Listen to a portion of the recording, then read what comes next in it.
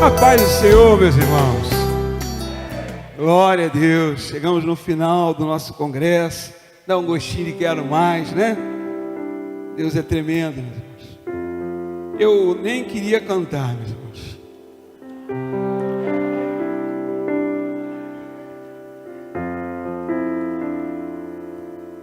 Mas aí o irmão Pedro falou para mim assim: pô, Diácono Júnior, vamos, presbítero Júnior, vamos cantar. Até eu me confundo, meus irmãos. Então, se vocês confundirem, não fiquem chateados, não.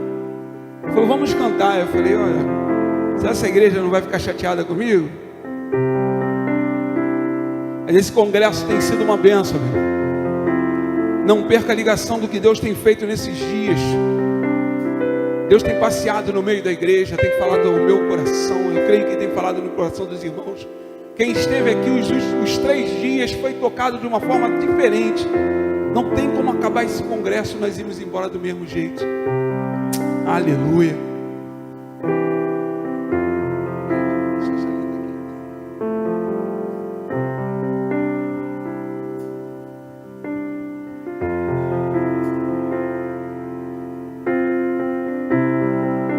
Faz-me morrer para as coisas deste mundo. Faz-me esquecer das coisas que me afastam de você. Teu nome é como um unguento derramado em minhas feridas, que me cura, restaura a alegria.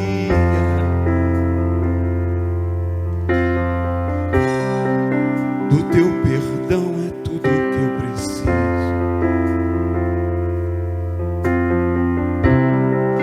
Cura minha alma, restaura o meu sorriso. E quando tu chegas, fica tudo colorido. Fica tudo colorido.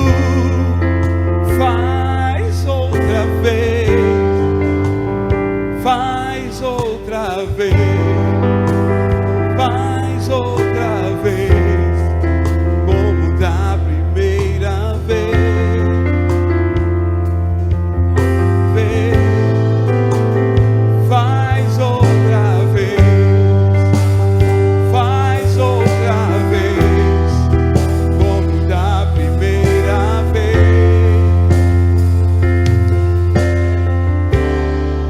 Surpreende-me de novo, Rei dos Reis, como na primeira vez, como na primeira vez.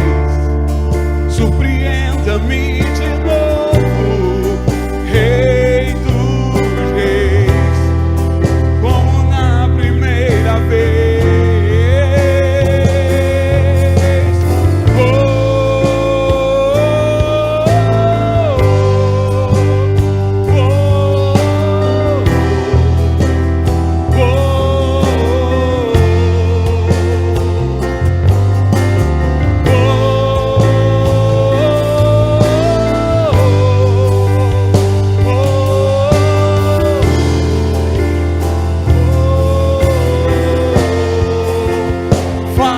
Outra vez, faz outra vez, faz outra vez, como na primeira vez.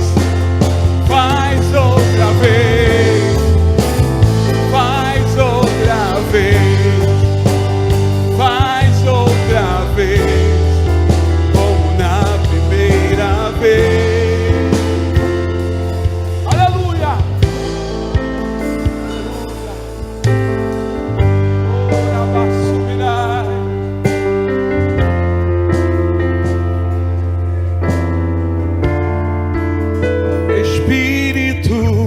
Espírito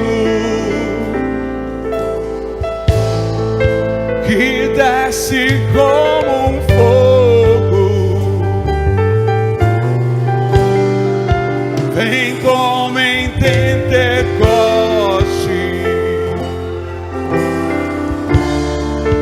e enche-me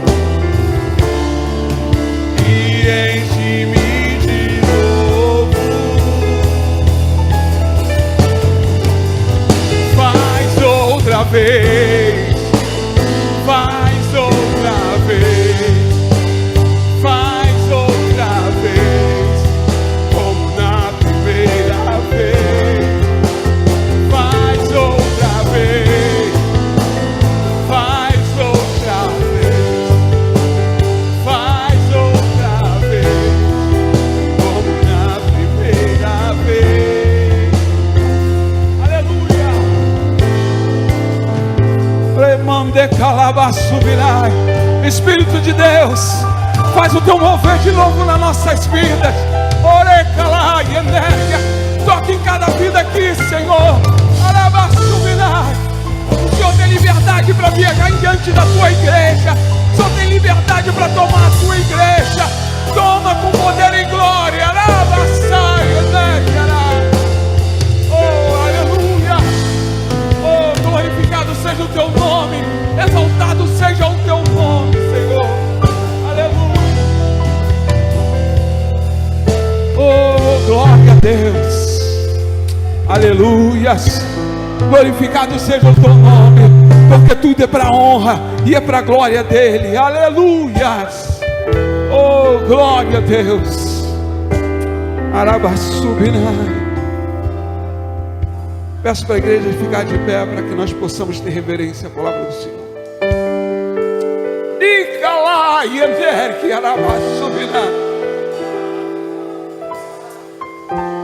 Meus irmãos, eu não sei como você está se sentindo aí no banco, mas a minha vontade aqui é de pular, gritar, porque quando a presença do Senhor entra na casa, algo diferente acontece, há um mover sobrenatural sobre toda a igreja.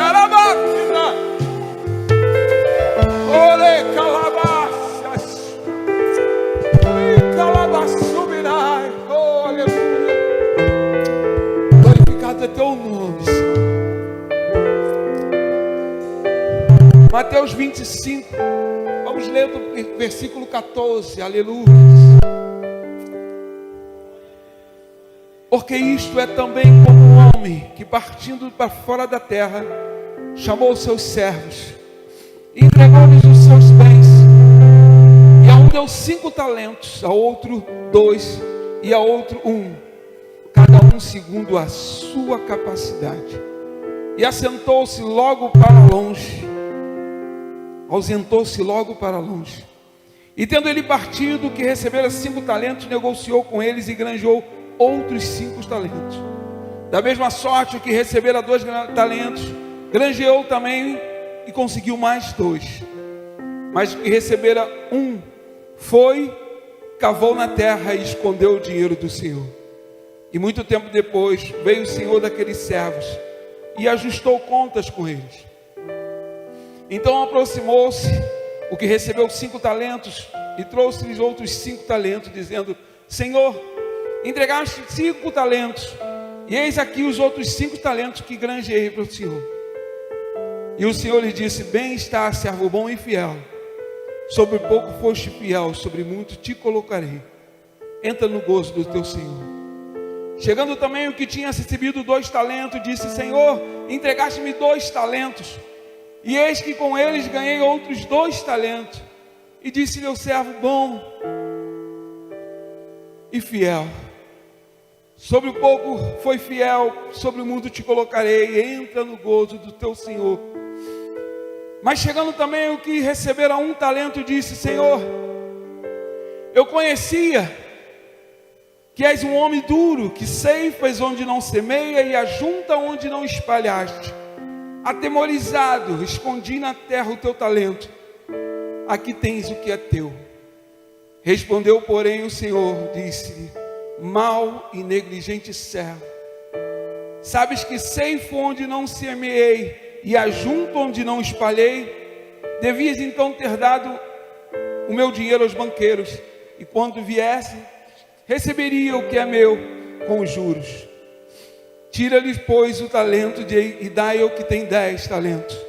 Porque qualquer que tiver será dado e terá em abundância, mas o que não tiver, até o que tem, lhe será tirado. Assenta-se, glorificando o nome do Senhor. Amém. Antes de começar a falar do contexto, do texto, eu queria falar de tudo que foi feito aqui para que esse congresso hoje estivesse aqui.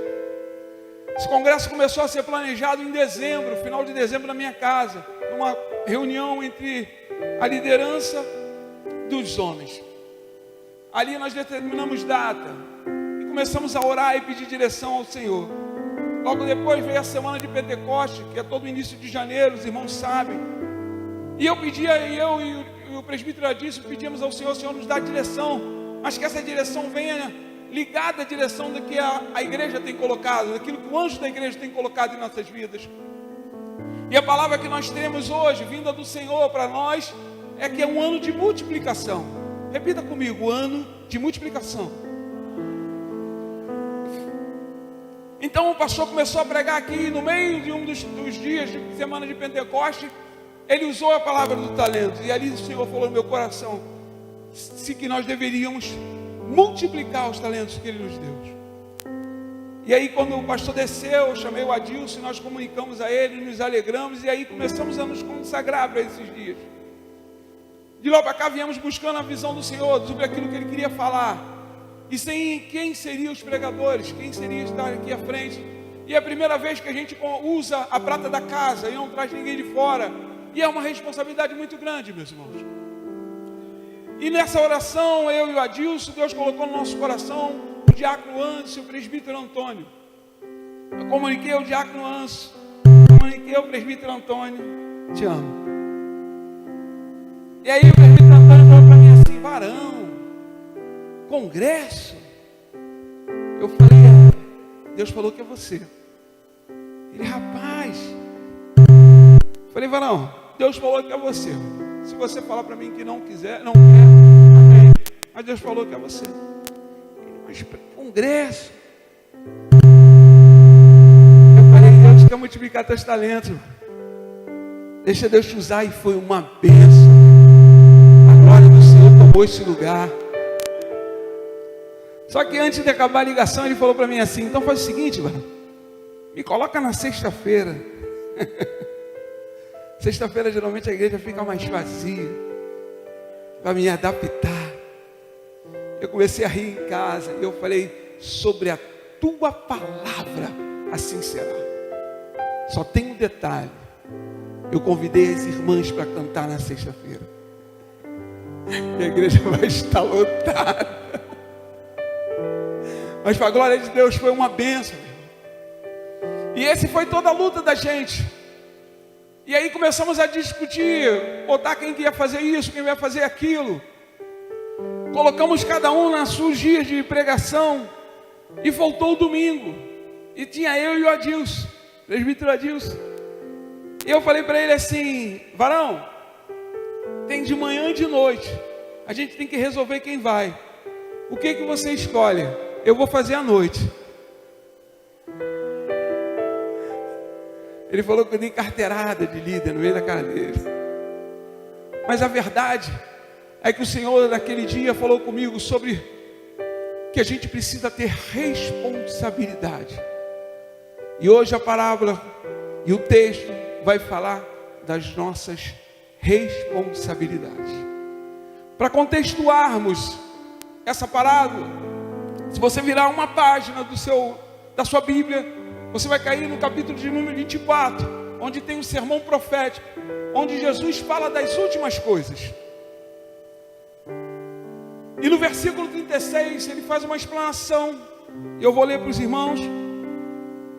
Porém, daquele dia e hora, ninguém sabe, nem os anjos dos céus, nem o Filho, mas unicamente o Pai. Eu quero te dizer, Jesus está voltando. Júnior, eu já escuto essa história há muito tempo. Ele está voltando, os sinais são grandes. Nós estamos vendo as coisas que têm acontecido no mundo. Jesus está voltando. Hoje de manhã eu olhei e vi que o Irã atacou Israel. Jesus está voltando. E o tema começa falando a parábola começa ele falando da palavra das 10 virgens. E ali ele dá a conotação que 5 são prudentes e 5 são loucas. E ali ele está falando de quê? Ele está falando de estarmos vigilantes. É o que o texto fala para nós, para que nós devemos estar vigilantes. E ele emenda na parábola dos talentos. E a gente cansa de escutar essa parábola e dá essa impressão na nossa vida que é uma injustiça nessa história. Porque um ganhou 5, o outro ganhou 2 e o outro ganhou 1. dá uma impressão de justiça. Eu fico olhando aquele texto e fiquei pensando naquilo, mas Deus veio falar no meu coração sobre isso. Eu vejo muitas pessoas dizendo: eu sou o irmão eu sou aquele servo que só tem um talento. Eu sou aquele servo que meus talentos são poucos. Mas eu queria contextualizar os talentos, queria dizer o que eram os talentos. Já foi falado aqui, 35 quilos de ouro ou prata. Mas eu quero trazer para uma realidade do nosso Brasil. Diz os teólogos que o talento significava 20 anos de trabalho. Se você pegar hoje o salário mínimo que tem hoje no Brasil, de R$ 1.400, e pegar esses R$ 1.400, multiplicar ele por 12, você vai ter uns R$ 16 mil. Se você multiplicar ele por 20, você vai ter R$ 320 mil. E aí agora eu quero falar para você de uma coisa. O pastor Sérgio acabou de subir, entrou lá em cima do gabinete, abriu o sistema na Caixa Econômica, e entrou um Pix direto do céu, R$ 320 mil. É ruim, meu pastor? De repente, o pastor Gilberto, que está na mesma luta que eu no Uber, abriu o sistema dele do banco, e veio um Pix do céu dizendo para ele: pastor Gilberto, R$ 320 mil. Recebe aí. Aleluia. A gente pega o jovem Adriel e a jovem Luana, que estão lutando na batalha por esse casamento, e fala: Senhor, Adriel, abre aí no banco. Acabou de entrar R$ 320 mil. O valor não é um valor comum para um trabalhador. Pastor Paulo também, pastor Paulo, 320 mil entrou aí agora. Eita glória. O valor não é um valor que qualquer um podia ter. Não é uma coisa comum o valor de 320 mil, se nós trouxermos para a nossa realidade. Não é um valor comum e fácil de ter, mas é um valor. E muitas das vezes a gente tem aberto mão daquele talento que o Senhor colocou em nossas mãos. Foi falado aqui que o talento, ele é uma figura de monetária, mas também temos talentos de dons. Lógico que a gente entende que no texto não está falando dos nossos dons naturais, mas eu quero conjecturar nos dons naturais. Eu não tenho uma voz bonita, né, swingada, igual o presbítero Jefferson, que canta, meu irmão. Eu me sinto dentro de uma igreja nos Estados Unidos, é uma bênção. Eu não tenho a habilidade, nem o talento de tocar teclado como o meu irmão Pedro, que é a minha nova banda. Pedro é a nova banda. Pedro, não vai embora, senão você me deixa com muita dificuldade. Minha nova banda eu não tenho. Talvez eu não tenha a mesma capacidade dos presbíteros Antônios, um que faz a obra como pedreiro e outro como eletricista. Mas esse talento de dom, Deus vai usar na obra dele. Ele vai usar, porque foi Ele que te capacitou para isso. Quando eu estava na igreja Nova Vida, a primeira igreja que eu congreguei, eu me lembro quando eu cheguei lá, a gente chega meio marrento, duro de coração. E tinha um irmãozinho diácono, que ele devia ter 1,50 m, meus irmãos, e ainda tinha um problema na coluna, ele meio arriado. De repente aquele homem sai no meio da multidão, me dá um abraço, meu irmão, e vira para mim e fala para mim assim: ó, que felicidade ter você aqui. Tu não sabe como eu estou feliz de ter a tua presença aqui. E aquilo desmonta qualquer um, porque você fala: eu nunca vi esse cara, que amor é esse? E de repente esse homem sai no meio da multidão, eu só vejo no outro culto. E no meio daquela época, o pastor daquela igreja faz uma enquete. E nessa enquete, ele faz perguntas: o que te traz prazer de estar na igreja? É a palavra? É o louvor? É o conforto? É o ar-condicionado? O que dá você à vontade de estar aqui?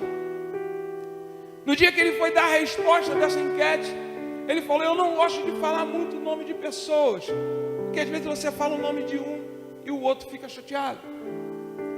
Mas eu não tenho como não falar sobre isso. 99% das pessoas que responderam disseram que foram tocadas tremendamente por aquele abraço. O talento daquele homem era o carisma que Deus deu para que ele pudesse estar ali na porta da igreja. Talvez você não tenha os mesmos talentos que o pastor Sérgio pregando, que o pastor Bandiri, que a pastora Paula, mas Deus te colocou nessa igreja, nem que seja para você abraçar alguém. O talento que Deus, aleluia. E agora eu quero substituir a palavra talento para a palavra responsabilidade. Eu falei no início para vocês gravarem a palavra responsabilidade. E tem 3 coisas que são nossas responsabilidades, que são nossos talentos. Você pode até ainda continuar achando, eu não tenho talento, mas hoje eu vou te falar de 3 coisas que não tem como você não ter. O primeiro talento que Deus te deu, e é a tua responsabilidade manter ele em você, é a tua salvação. Salvação, o nome do estudo é soterologia. É isso, minha pastora? É isso? Sabe por que eu sei? Porque eu vim na escola dominical. Agora a gente vai para amartiologia. Vocês sabem o que é? Eu também não, porque ela ainda não começou a falar. Brincadeira. É o estudo do pecado e suas consequências. Então, assim, esse homem, nós estamos falando de buscar a Deus, de não perdermos a nossa salvação. Não é algo fácil, eu entendo que não é algo fácil. Entendo. Mas em Apocalipse 4 diz: eis que venho sem demora. Guarda o que tem, para que ninguém tome a sua coroa. A coroa nesse caso é salvação. E aí derruba aquela história de que eu fui salvo uma vez, sou salvo para sempre. Meus irmãos, vida com Deus é vida de intimidade, é vida de santidade, é vida de busca. Nós precisamos entender que nós precisamos nos afastar do pecado ou daquilo que tem tirado a nossa comunhão com Deus. Eu posso orar pela minha esposa pode orar por mim. Eu posso orar pelo presbítero Adilson, ele pode orar por mim. Mas isso não vai dar a minha salvação. A nossa salvação é individual. Eu estava esperando muito para fazer isso que eu vou fazer agora. Diga para o teu irmão, eita glória. Diga para o teu irmão, só tem uma pessoa, fala para ele, que pode impedir a tua salvação. É você mesmo, fala para ele. É você mesmo, é você mesmo, sou eu mesmo. E a gente precisa entender isso, que a gente não pode deixar perder a única coisa, a coisa talvez mais importante que você ganhou de Jesus.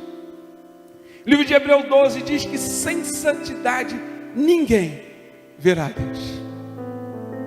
Então a primeira coisa que você tem e que você tem que lutar é a tua salvação. Amém? A segunda coisa, a segunda responsabilidade, o segundo talento que Deus te deu é a tua família. Muito vimos de muitos pregadores que têm a vida no altar, que têm buscado ao Senhor, mas têm sido negligentes com suas famílias. Muitas pessoas têm preocupado muito com os bens, com isso, com aquilo, mas têm sido negligentes com sua família.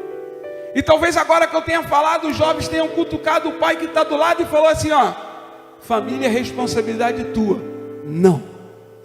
Você como filho também tem responsabilidade pela tua família, porque essa igreja aqui é exemplo de jovens e crianças que entraram aqui, reconheceram o Senhor Jesus como Senhor e Salvador e trouxeram os pais para que viessem a estar aqui dentro desta casa.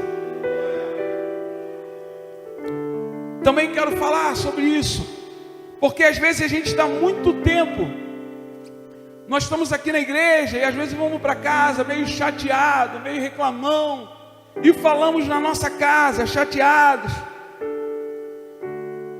Aconteceu isso, aconteceu aquilo outro. Meus irmãos, a igreja é feita de gente doente, pessoas que precisam ser tratadas. Nós precisamos ser tratados o tempo todo. Meu amigo fala um ditado que ele diz assim: chatice é igual bafo, só os outros sabem que você tem. E é verdade. Só os outros sabem que você é chato. Você parece que não percebe isso. E aí você vai para a tua casa e acaba falando mal de alguma coisa dentro da igreja. E Tiago, no capítulo de 3, 11, ele diz: acaso pode sair água doce e amarga da mesma fonte? Deixa eu falar uma coisa com você. A hora que você chega na tua casa e pronuncia algo contra a igreja, isso será usado contra você quando você for convidar seu parente para vir. Nós precisamos entender que o nosso testemunho é muito maior do que qualquer outra coisa. O nosso testemunho é algo que pode mudar a vida de parentes, de irmãos. É muito difícil, mas eu quero profetizar sobre a vida das mulheres desta casa, que os maridos não estão aqui. Você hoje vai chegar na tua casa, vai levantar a mão para o seu marido e vai falar para ele: hoje foi o último dia do Congresso dos Anos, mas eu profetizo, que no próximo congresso você estará ali na frente, cantando, louvando e adorando ao nome do Senhor. Ainda profetiza, mulher.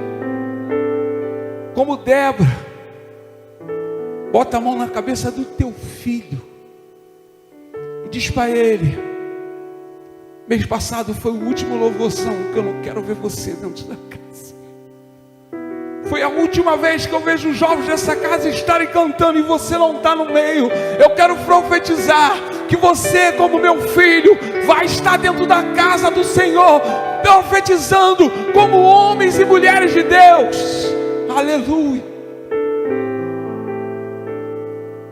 Glória a Deus. E agora eu chego nos homens. Nós fomos chamados como sacerdote nessa casa. O sacerdote é aquele que leva Deus à família e leva a família a Deus. E como nós nos portamos como sacerdote? Temos passado por momentos onde nós estamos negligenciando o maior ministério que nós temos, que é a nossa família.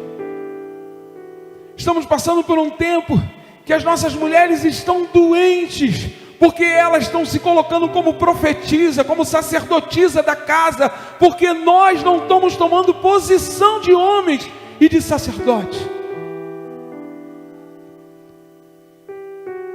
Em Gênesis, quando Deus chamou para criar o homem, Ele falou para Adão: domine sobre todas as coisas. E hoje eu quero profetizar sobre a tua vida, que você vai dominar sobre a tua casa, que você vai dominar para onde você passar, que você vai poder declarar, igual Josué declarou: eu e a minha casa serviremos ao Senhor. Não me interessa o que o mundo está vivendo, não me interessa o que as pessoas estão fazendo. Eu quero declarar: eu e a minha casa serviremos ao Senhor. Aleluia. Rabasubinai, Icalabasubi anderebagai, ore calabasses, arabasu. Último talento ou última responsabilidade, eu já estou me terminando, é os nossos ministérios. Muitas das vezes, meus irmãos, eu sei que a correria do trabalho, às vezes a correria de você não poder estar aqui nos eventos, mas você sabe, e eu sei, muitas das vezes a gente não vem porque não quer mesmo. É duro, mas Deus falou para mim, eu vou falar para vocês, vamos dividir, né? Muitas das vezes a gente tem a oportunidade de estar aqui entre os irmãos louvando, engrandecendo o nome do Senhor, e não vimos. E aí eu quero pegar um rapaz, um senhor que eu acabei de falar dele. A gente marca às vezes para fazer para ir no monte, ali em Irajá. E o presbítero Antônio, depois de trabalhar o dia todo, aparece de metrô ali para poder glorificar o nome do Senhor. Sabe o que ele está fazendo? Ele entendeu que ele precisa fortalecer o ministério dele. Talvez hoje você esteja escutando eu falar isso e não esteja entendendo o que Deus está querendo falar para você. Deus te chamou como coluna dentro da tua casa. Deus te chamou como coluna aqui na igreja. Deus te chamou como coluna em todo lugar que você for. Mas a gente às vezes negligencia isso. Eu às vezes fico assim olhando porque o presbítero Felipe, que tem feito uma bênção dentro dessa casa, homem de Deus, glorifica a Deus pela tua vida, pela vida da Pâmela, meu irmão, e dos seus filhos. Essa semana trouxe um dado para nós aqui, que o pastor Sérgio colocou, de quanto tempo nós temos dado ao Senhor. Eu saí daqui envergonhado. Eu saí daqui envergonhado. Porque mesmo se eu vier segunda-feira para a reunião dos homens, mesmo que eu vier quarta-feira, mesmo que eu vier no domingo de manhã, mesmo que eu vier domingo à noite, não é nada pelo preço que Jesus pagou pela minha e pela tua vida. A gente tem ficado tão preocupado com o que vestir, com o que comer, e esquece que o Senhor, Ele alimenta os lírios do campo, Ele veste os lírios do campo, com roupas que Salomão nunca conseguiu ter. Buscai o reino de Deus e a sua justiça, meu irmão. As demais coisas Deus vai acrescentar na minha e na tua vida. E quando a gente está aqui, esses dias, acho que tem 3 meses, de repente me levanta um jovem promissor. Meus irmãos, eu não estou falando de homens da Bíblia, eu estou trazendo para homens dessa casa, pessoas dessa casa. Eu estou fazendo igual Jesus. Jesus, quando viu como exemplo, Ele se colocou de exemplo para mostrar, tem como fazer. Eu estou trazendo pessoas desta casa. Um jovem se levanta com a vida promissora, trabalhando numa empresa maravilhosa, com condição, de repente com a vida toda pela frente, podia ficar por aqui, na casa de mamãe, comendo comida de mamãe, deitado na cama que mamãe faz, passando a roupinha que mamãe passa, entrega para a gente. Ele se levanta e fala para o pastor: pastor, eu quero trabalhar para Deus. O jovem Mateus deu uma lição em nossas vidas, porque ele, como jovem, ele mostrou para a gente que o amor e o desejo que ele tinha de estar na obra, o desejo que eles tinham de estar na presença de Deus era tão grande, de trabalhar para Deus era tão grande, que ele abriu mão de tudo para estar longe da família, meus irmãos, longe do conforto. Ele me manda uns vídeos de vez em quando, ele limpando o chão, arrumando as camas, arrumando as mesas.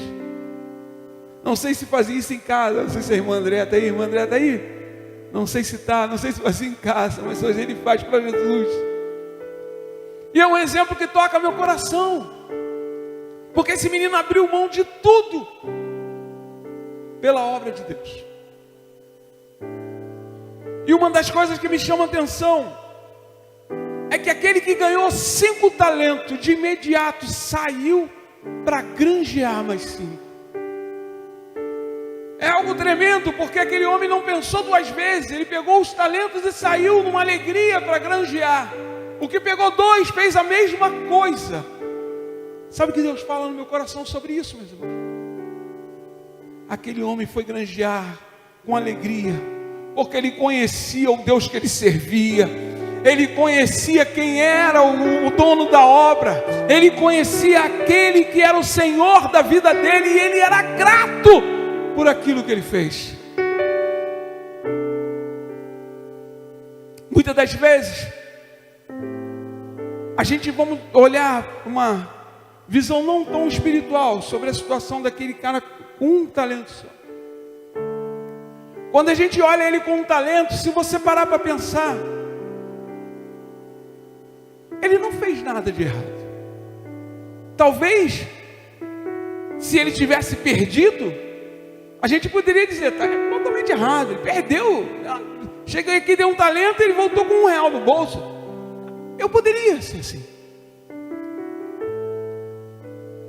Na minha opinião, o grande erro daquele homem não foi ele não multiplicar o talento, foi ele não reconhecer quem era o Senhor da vida dele.